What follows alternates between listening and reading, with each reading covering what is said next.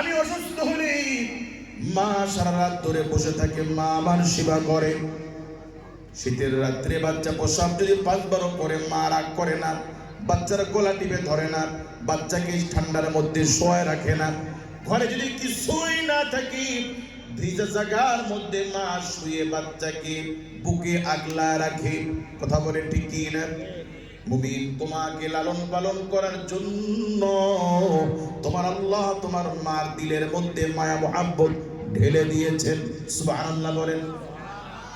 যদিও তুমি কাললে মা তোমার কোলে নেয়, মা তোমার যত্ন করে, কিন্তু তোমার যত্ন নেওয়ার জন্য মার দিলের মধ্যে যিনি মায়া দিয়েছেন তিনি আর কেউ নন, তিনি তোমার রব আল্লাহ। কথা বলে ঠিক কি না? মুআজ্জাজ হাজিরিন, আল্লাহ পাক মায়েদেরকে কবরস্থানে নামার অনুমতি দেয় নাই। আল্লাহ তাআলার রাসূল বলেছেন, এই পৃথিবীতে সবচেয়ে ভারী জিনিস হলো বাবার কাঁধে সন্তানের লাশ। ঠিক কি না? সন্তান মারা গেলে বাবারা কবরস্থানে লাশ নিয়ে যায়, বাবারা কবরে নামায়া বাচ্চাকে শোয়ায়, সন্তানের লাশ শোয়ায়। আবার বাবারা লাশ শোয়ানোর পরে লাফ দিয়ে উপরে উঠে হাতের ধুলাবালি গুলো ঝেড়ে ফেলে দেয়। ঠিক কি না? কিন্তু যদি আল্লাহ পাক মায়ের জায়গায় যদি, বাবার জায়গায় যদি আল্লাহ পাক মাদের কেউ কবরস্থানে যাওয়ার, কবর দেওয়ার, কবরে নামার অনুমতি যদি দিত, বিশ্বাস করুন দুনিয়ার কোন মা সন্তানের লাশ রেখে বাবাদের মতো লাফ দিয়ে উঠতে পারত না, ততক্ষণ পর্যন্ত মানুষ টেনে জোর করে না উঠাইতো। কথা বলেন ঠিক? মারা যদি কবরে নামত, সন্তানের লাশ কবরে রেখে মা উঠতে পারত না, তাকে জোর করে উঠানো লাগতো। সন্তানের প্রতি এই মায়া দরদ মার দিলে তিনি দিয়েছেন, তিনি কে? আল্লাহ। একজন প্রসূতি মা বাচ্চা প্রসব করবে, ডেলিভারি ব্যথা শুরু হয়েছে কিন্তু ডেলিভারি হচ্ছে না। কয়েক ঘন্টা প্রতিষ্ঠা চালানোর পরেও, দিনব্যাপী প্রতিষ্ঠা চালানোর পরেও ডেলিভারি সম্ভব হচ্ছে না। এই প্রসূতি মাকে নিয়ে মেডিকেলে যাওয়া হলো, ক্লিনিকে যাওয়া হলো, হসপিটালে যাওয়া হলো। ডাক্তার পরীক্ষা করে বলল বাচ্চার পজিশন খুব খারাপ হয়ে আছে, বাচ্চা এমন ভাবে আটকে আছে, এই বাচ্চাকে নরমাল ডেলিভারি করা সম্ভব না, সিজার করা লাগবে। কি করা লাগবে? তবে সিজার করাও রিস্ক। বাচ্চার পজিশন এমন, বাচ্চাকে বাঁচাইতে গেলে মা বাঁচবে না, মাকে বাঁচাইতে গেলে বাচ্চা বাঁচবে না, বাচ্চাকে বাঁচাইতে গেলে মা বাঁচবে না। ডাক্তার যদি এমন অপশন দেয়, বলুন তো মানুষ কারে বাঁচাইতে চাবে? মাকে বাঁচাইতে চাবে। কথা বলেন ঠিক কি না? কারণ যে শিশু মার পেটে আছে, এই শিশুর সাথে এখনো পরিচয় হয় নাই, এখনো ওই রকম মায়া গড়ে ওঠে নাই। কিন্তু যেই স্ত্রী, যেই মা প্রসূতি, যার পেটে বাচ্চা, সেই মহিলা সবার পরিচিত, সবাই বলবে মহিলার যেন কিছু না হয়, কারণ মহিলা থাকলে বাচ্চা আরো পাওয়া যাবে। ঠিক কি না? কিন্তু ওই মা যদি জানে ডাক্তার বলেছে আমি বাঁচলে বাচ্চা বাঁচবে না, বাচ্চা বাঁচলে আমি বাঁচবো না, ওই মা যদি শোনে, ওই মা বলবে খবরদার, আমার যা হয় হোক, আমার কলিজার টুকরা সন্তানের যেন কিছু না হয়। কথা বলেন। সবাই বলবে মহিলা বাঁচুক, বাচ্চার যা হয় হোক। আর ওই মহিলা বলবে না, আমার যা হয় হোক, আমার বাচ্চার যেন কিছু না হয়। মুমিন, যে মা এখনো তোমাকে দেখলো না, যে মা এখনো তোমাকে কোলে নিল না, যে মা এখনো তোমার চেহারা দেখলো না, না দেখার পরেও ওই মার দিলের অন্তরের মধ্যে তোমার প্রতি দরদ মায়া যে মহান কারিগর দিয়েছেন, বলুন তিনি কে? আল্লাহ। কাজে আল্লাহ আমাদের রব, আল্লাহ আমাদের কি? মুমিন, যদিও তুমি অসুস্থ হলে তোমার মা খাওয়ায়, তুমি অসুস্থ হলে তোমার মা দৌড়ে আসে, তোমার মা সেবা করেন, কিন্তু প্রত্যক্ষ পরোক্ষ ভাবে যিনি তোমার সেবা করান, বলুন তিনি কে? ওই আল্লাহর একটু ডাকতে বলেন আল্লাহ, জোরে ডাকতে বলেন আল্লাহ। মুআজ্জিজ হাজিরিন, ওই আল্লাহ পাক শিখিয়ে দিচ্ছেন মানুষ, وقضى ربك ألا تعبدوا إلا إياه وبالوالدين إحسانا, তোমাদের রব তোমাদেরকে নির্দেশ দিয়েছেন ইল্লা ইয়াহু, তিনি ছাড়া কারো ইবাদত করা যাবে না, ইবাদত বন্দেগী করতে হবে একমাত্র আল্লাহর জন্য, একমাত্র রবের জন্য, একমাত্র স্রষ্টার জন্য, যিনি আমাদেরকে তৈরি করেছেন। কথা বলেন ঠিক কি না? দুই নম্বর আল্লাহ পাক বলে, মানুষ শোনো, আমি আল্লাহ আমার পক্ষ থেকে তোমাদেরকে দুই নম্বর আদেশ করছি, ওয়াবিল ওয়ালিদাইনি ইহসানা, আমি আল্লাহ তোমাদেরকে অর্ডার দিচ্ছি, আমার ইবাদতের পরে তোমাদের প্রতি আমার দায়িত্ব হলো তোমাদের মা বাবার সাথে ইহসান করবা, দয়া করবা, অনুগ্রহ করবা। মা বাবার প্রতি দয়া করতে শিক্ষা দিয়েছেন, বলুন তিনি কে? আল্লাহ। আমিন। তোমার সন্তানকে তোমার গুরুত্ব আল্লাহ পাক দিচ্ছেন, তোমার সন্তানকে আল্লাহ শিক্ষা দিচ্ছেন, গোলাম মা বাবার সেবা করবি, মা বাবার সাথে ভালো ব্যবহার করবি, মা বাবার সাথে উত্তম কথা বলবি, মা বাবাকে কষ্ট দিবি না, মা বাবার প্রতি বিরক্ত হবি না। আল্লাহ পাক আপনার ইজ্জত, আপনার সম্মান আল্লাহ পাক আপনার সন্তানের কাছে বাড়ায় দিল। আপনি বাপ হিসেবে কয়দিন আপনার ছেলেকে বলেছেন, আরে বেটা, আমাদের রব আল্লাহ, আমাদের স্রষ্টা আল্লাহ, আমাদেরকে পালন করেছেন আল্লাহ, আমাদেরকে রিজিক দেন আল্লাহ, আরে বেটা ওই আল্লাহকে কষ্ট দিবি না, ওই আল্লাহর সাথে নাফরমানি করবি না, ওই আল্লাহ যা নিষেধ করেছেন তা করবি না। আমরা কয়দিন করেছি এমন? করেছি।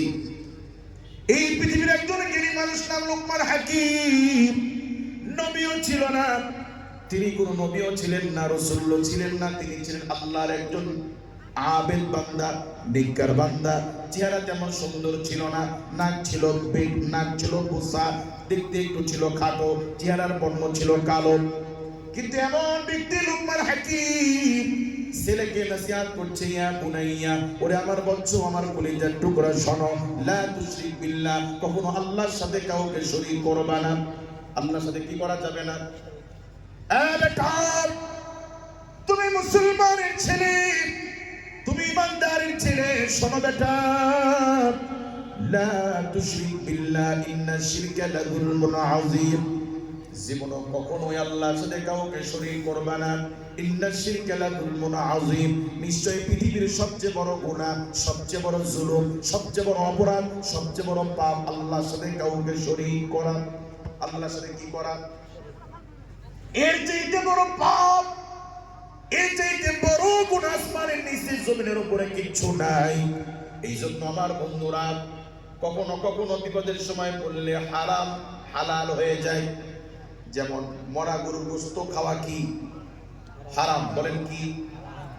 কিন্তু এমন এক জায়গায় আপনি আটকে আছেন, অথবা কেউ গুম করে রেখেছে, যেখানে কোনো খাবার নাই, 3 দিন 4 দিন ক্ষুধার্ত, কোনো খাবার নাই, মরে যাবেন অবস্থা। এমন সময় বিপদকালীন মজবুরান, জরুরতের জন্য মরা গরুর গোশত খাওয়াও মানুষের জন্য হালাল হয়ে যায়। কি হয়ে যায়? বিনা প্রয়োজনে ছবি প্রিন্ট করা হারাম, কিন্তু জরুরতের জন্য, রাষ্ট্রের নিয়ম মানার জন্য, পাসপোর্টের জন্য, হজে যাওয়ার জন্য সাময়িক হারামগুলো হালাল হয়ে যায়। কি হয়ে যায়? কিন্তু শিরক এত বড় গুনাহ, শিরক এত বড় পাপ, এমনি তোমাকে কেউ যদি হাত পা বেঁধে, তোমার শরীরের অঙ্গ প্রত্যঙ্গ যদি আলাদা করে, চোখ যদি উঠায় নেয়, হাতের আঙ্গুল যদি কেটে নেয়, তোমার বুক যদি ছিঁড়ে ফেলে, কলিজা যদি বের করে, এরপরেও আল্লাহ তাআলার সাথে কাউকে কখনো শিরিক করা যাবে না। কাজে আমরা শিরিকের ব্যাপারে সতর্ক থাকবো তো ইনশাআল্লাহ? থাকবো তো ইনশাআল্লাহ? মুআজ্জিজ হাজিরিন, আল্লাহ পাক শিক্ষা দিচ্ছেন, মুমিন মা বাবার সাথে ভালো ব্যবহার করবা, মা বাবাকে কষ্ট দেওয়া যাবে না। আল্লাহর নবী বিশ্ব নবী রাহমাতুল লিল আলামিনকে প্রশ্ন করা হয়েছিল, আকবারুল কাবাইর, বড় গুনাহগুলো কি?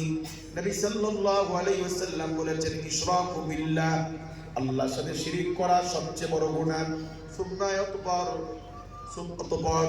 আল্লাহর সাথে শিরিক করার পরে জমিনের সবচেয়ে বড় গুনাহ কিতালুন নাস, কাউকে কোনো কারণে হত্যা করা, বিনা কারণে হত্যা করা। এরপরে আকবারুল কাবাইর, বড় গুনাহ হলো উকুকুল ওয়ালিদাইন, পিতামাতার সাথে খারাপ ব্যবহার করা, পিতামাতাকে কষ্ট দেওয়া। এটা আকবারুল কাবাইর, বড় গুনাহর মধ্যে অন্যতম। বড় গুনাহর মধ্যে কি? আব্দুল ইসলামের মধ্যে সর্বোত্তম কাজগুলির মধ্যে উত্তম কাজ হলো আল ঈমানু বিল্লাহ, আল্লাহর প্রতি ঈমান আনা, ওয়াল জিহাদু ফি সাবিলিল্লাহ, আল্লাহর রাস্তায় জিহাদ করা। 3 নাম্বার বিরুল ওয়ালিদাইন, মা বাবার সেবা করা। মা বাবার কি করা? কাজী আমার বন্ধুরা, খবরদার কেউ যেন কখনো আব্বা আম্মাকে কষ্ট না দিই, বেয়াদবি না করি। বাপ মার সন্তুষ্টিতে আল্লাহ তাআলা খুশি, মা বাবার অসন্তুষ্টিতে আল্লাহ তাআলা বেজার। আল্লাহ নবী বলেন আল জান্নাতু তাহতা আকদামিল উম্মাহাত।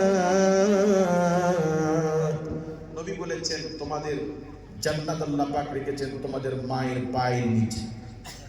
জান্নাত আল্লাহ রাখছেন কোথায়? মায়ের পায়ে। জান্নাতের দাম কম না বেশি? জান্নাত এত দামি, অথচ আল্লাহ পাক ওই জান্নাত রেখেছেন তোমাদের মায়ের পায়ের নিচে। সুবহানাল্লাহ। ওগো মা তুমি এই পৃথিবীর শ্রেষ্ঠ নিয়ামত, তোমারই পদতলে রয়েছে জান্নাত। ওগো মা তুমি এই পৃথিবীর শ্রেষ্ঠ নিয়ামত, তোমারই পদতলে রয়েছে জান্নাত। কাজে মা এত দামি, মার মর্যাদা, মার দাম জান্নাতের চাইতেও বেশি। এই জন্য আল্লাহ পাক জান্নাত মার হাতে দেয়নি, জান্নাত আল্লাহ পাক মার মাথায় দেয়নি। জান্নাত আল্লাহ রাখছেন কোথায়? তাহলে সে মাকে কষ্ট দেওয়া যাবে? গালমন্দ করা যাবে?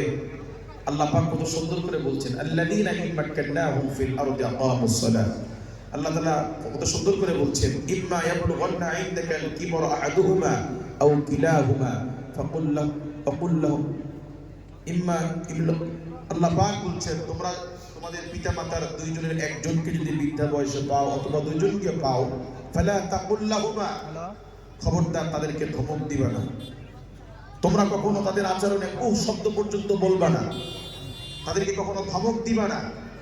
ওয়াকুল লাহুমা কাওলান কারীমা, তাদের সাথে সম্মানজনক কথা বলবা, আদবের সাথে কথা বলবা। আর তারা যদি মারা যায় তাদের জন্য আমি আল্লাহর কাছে দোয়া করবা। কি দোয়া করবা আল্লাহ এটাও শিক্ষা দিয়েছে। সুবহানাল্লাহ বলে। কাজে আব্বা আম্মাকে কেউ কষ্ট দিব না, আব্বা আম্মার সাথে ভালো ব্যবহার করবো ইনশাআল্লাহ বলে। মনে রাখবেন যাদের প্রতি আব্বা আম্মা খুশি, যারা আব্বা আম্মার দোয়া নিয়ে পৃথিবী থেকে যেতে পারবে, যারা আব্বা আম্মার দোয়া পাবে,